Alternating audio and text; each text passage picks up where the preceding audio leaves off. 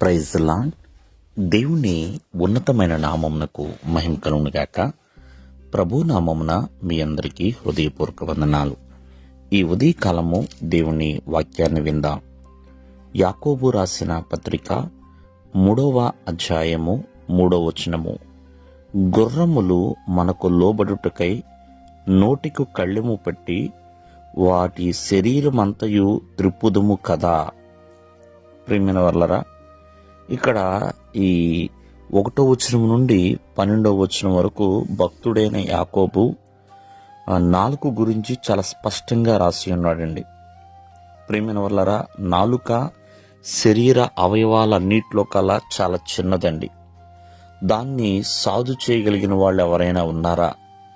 ఏ నరుడు కూడా నాలుకను సాధు చేయనేరడు అని ఇక్కడ మనం చూస్తున్నాం. ఏంటి, నాలుక అంత శక్తివంతమైనదా? దేహం అంతటిలో అది చాలా చిన్న అవయవమే కదా. ఎందుకు అంత శక్తి అంటే, ప్రియమైన వాళ్ళరా, నాలుక దాని నాశనమును ఎప్పుడు కూడా విస్తరించేలా చేస్తుందండి.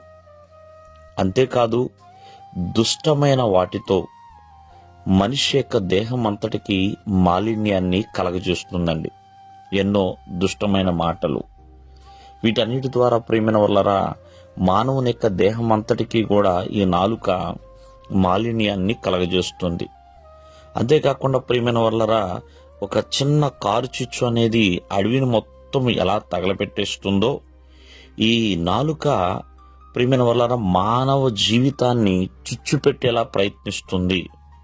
ఎన్నో కుటుంబాలని, ప్రియమైన వాళ్ళరా, ఎన్నో మనుషుల మధ్య ఉన్న సంబంధాలను కూడా చిచ్చు పెడుతుందండి.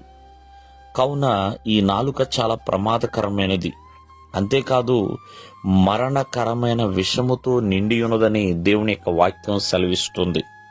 అందుకనే భక్తుడైన యాకోబు ఈ నాలుక గురించి ఎన్నో దృష్టాంతములుగా వేరు వేరు అంశాలని దృష్టాంతములుగా ఉపయోగించాడు. గుర్రముల యొక్క కళ్ళిమని, ఓడ యొక్క చుక్కాని అని, కారు చుచ్చు అని, దుర్నీతి ప్రపంచము, ఇలాగా జీవచక్రము, పక్షులు, మృగాలు, ఇలా ఎన్నో విషయాలు ప్రియమైన వల్ల ఈ అధ్యాయంలో రాస్తున్నాడు.